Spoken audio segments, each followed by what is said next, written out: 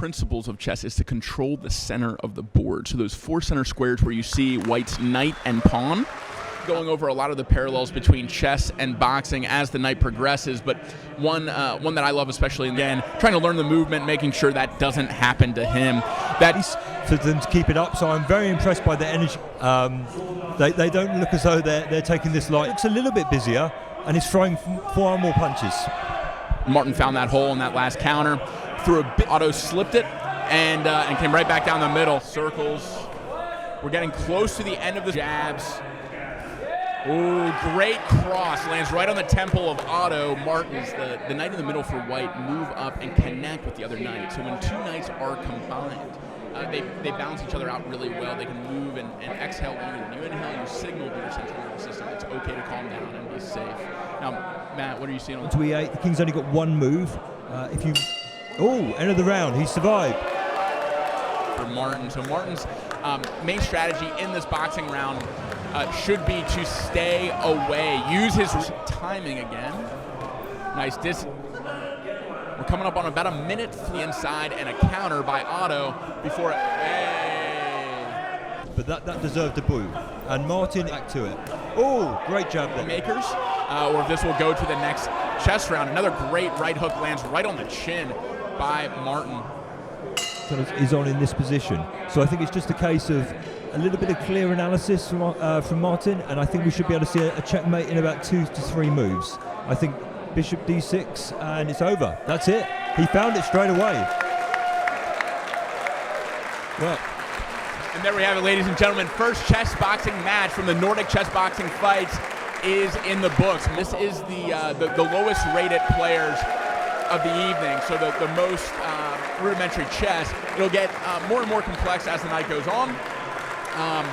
And we also have a lot of exciting fighters coming up. And ladies and gentlemen, we are back for the second bout of the evening. Coming out first, the visitor from Russia, Daniil Solovyov. Positioning himself as the king of this bout, but whether that's going to be the case, he's slightly more... Danny is wearing a shirt with the face of the chess boxing founder, Iepe Rumbing. The right positions. So you want to see both pieces, both space to maneuver, and at that point you can start looking at opponent's weaknesses. Okay, so we've had a slight change here. Black has gone a pawn up, which is... sorry, that's not pinned. The bishop on d2 would stop that. So it's pretty much an even game. About 2 minutes on the clock, which is sizable for the first round, which just came to an end with that bell. Now the headphones come off, no doubt has. So here we go. Alex coming straight in, being aggressive and starting to get a sense for Danny's jab. A lot of those jabs missing earlier. A great between a regular boxer and a southpaw, especially is the punch to watch. Another thing, just missing punches and then starting to establish. Another straight shot out of the southpaw stance. Alex switched back to box, is learning one down, maybe baiting shots over the top, which Alex threw and landed. So defensive specialist, you really have to be both quick, technical, and on his boxing analysis. But I think we saw a very interesting first fight. Was that I think Otto moved far too quickly. At the end of the day, he lost. And he lost quite quickly to pawns. The well-developed knight, the black knight on a5, it's not a good piece. A knight on the edge of the board can only control... Which Alex seemed to be studying, which is why he's lower on time. And also, part of the reason he's probably taking a lot of time is he knows that he won that last boxing round. And the more time that he uses on his chess clock means the more time he gets in the boxing ring, which is exactly what we're in store for. So, boxing round where Alex has his guard up, he's working his way inside, he's getting a sense, he's making jab, coming right back at him. More comfortable, and maybe see something this round that he didn't.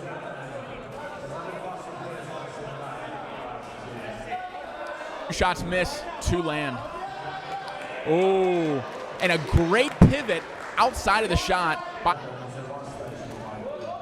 great 1-2 lands for Danny, jab cross, right through. It'll repel the bishop back. and instead off c4, bishop d3, bishop e2, or even better, just take on p4, and then when you momentum of winning the last boxing round.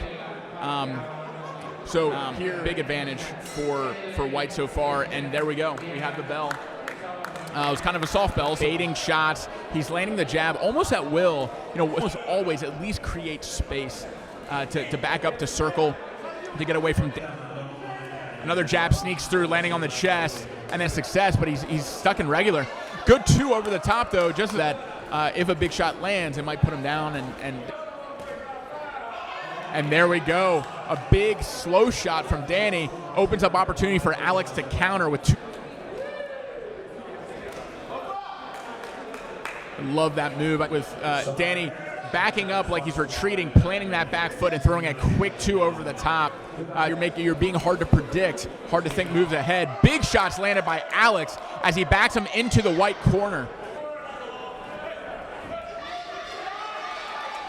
Right hand right on the temple of Danny. Another good plant, and coming up, 30 seconds to go.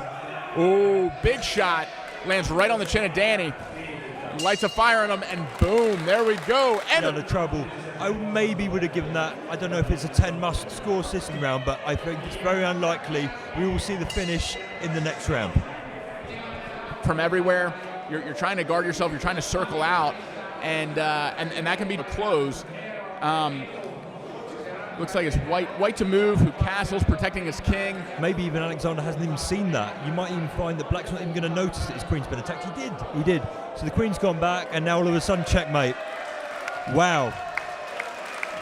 I didn't think it was going to finish before the end of the chess round like that, but actually we had a checkmate. So we have a winner. We have Daniil from Russia has put the nail in the coffin for the younger Alexander, and I'm going to pass you back over to Matt. A win is a win any way it comes.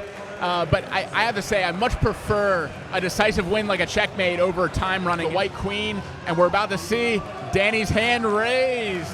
Another win for the white corner, which is the foreigner corner. So that is 1 win for the Netherlands, 1 win for Russia, and 0 wins so far for the hosting country. How did you find out about chess boxing? You know very well how I found out about chess boxing, my man. And in the black corner, the Russian Dmitry. Now, these two have faced off before, and Dmitry was the victor in those. Got one in December. We put on about 2 a year. Obviously, with COVID, that's not been possible. But we've had Lars fight for us actually 3 times. So he's a fighter that is well known to us. It looks like we're playing a little bit of catch up here. We had an e4 opening. Both of his knights and his bishops developed. And White being a little bit more defensive, also has his dark square bishop out on that flank there onto the light square bishop, leaves that pawn exposed, but he opts not to go for that and instead challenge the other bishop, who escapes back to that b6 square. Let's see if he vies for it, and he doesn't. He leaves the bishop. The bishop now has an opportunity to retreat back, and leaving the bishop again. The bell rings. Very interesting position. Do you think he's missing the opportunity to take the bishop, or do you think he's leaving it there as a point of strategy? And Dmitry in the black, the action about to get underway. Here we go. The opening bell rings. Both men meet in the center, trading jabs. A nice feint up top and landing a jab to the body. All hits the guard. Lars keeping his on and fighting with his hands down to bait a shot from Lars so that he can counter. But a nice check hook, pivoting out, circling. Back to the center of the ring is Dmitry. And a nice jab right up the middle, splitting the guard of Lars. To camera a little as he is in this fight. And they could try and stay inside, and he's doing that now. That's great. Dmitry back and circling and in between. And Lars is staying up. He's being very hard to hit clean. I think Dmitry's won this round. A couple of minutes down. I think they've both got enough time on the clock. From a queen or from a bishop, like in this case. Black makes an interesting move, challenging the rook, but blocking off his attacking line from his queen to that central pawn. So, White hopefully sees this with low time and is able to save the rook and maybe defend that central pawn, which would give White a little bit of momentum going into this next boxing round. So Lars had his hand hovering over that rook to make the move. Let's hope he survives this boxing round and remembers what move he was going to make. Dmitry back into his rhythm, his style, hands down, dancing around, and Lars catches him. He keeps circling, taking back the center of the ring. 3-point combination, all lands on Lars's guard. A jab lands on Dmitry. That second punch, knowing it wasn't going to land. Lars cavalier and cocky about. Dmitry is really moving a lot more than Lars. So again, the rules of this chess boxing match, when penalties are awarded, they actually take their Lars, the aggressor, the entire round, slowly trudging forward, landing shots, and again wins the end of the round with a big overhand, pushing Dmitry up into the ropes. Pawn. But he is moving it so his other rook can move. Maybe he's going for double rooks here. Well, I think Lars has got to watch out. He could potentially get his half minutes from his opponent and maybe some frustration or some urgency. If the rook on e4 moves out of the way, both the queen and the rook will be pointing right at the king. What chances do you think White has of defending this?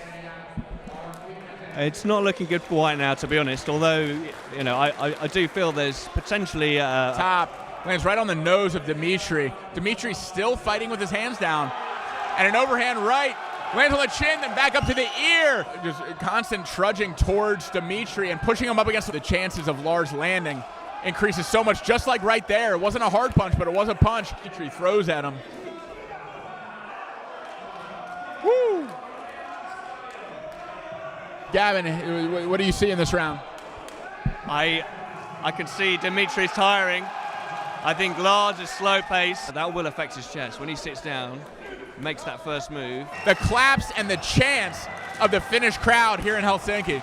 And not much room for an attack here. Unfortunately, very, very savvy move by Dmitry. Taking that, and here we go. That could be game over. Wow. So missed checkmate by Black. If Black moves, no way. Oh my gosh, a great counterattack by White. Yeah, I mean, Lars is such a great fighter. We really want to see him fight in the ring, and the crowd here, they're right behind him. Agreed, and let's see if Lars is able to manage both the position and the time to make it to another boxing round. Really the only shot of him winning is, it is going to be tough to defend though. And that's it, ladies and gentlemen, we have a checkmate for the black pieces. Dmitry and the black checkmates the Finn and the white. Lars goes down, but not without a brilliant fight. The crowd still cheering their support for Lars, and a big congratulations to the Russian fighter with the black pieces for checkmating Lars. Dmitry with the victory, bringing another W home for Russia over the Finns. Gavin, how do you think that fight went? We saw the tiredness come through on the board, so it was really a complete chess boxing bout, and that's why they're so well loved, these two, by the crowd here, because they've really put on a great show.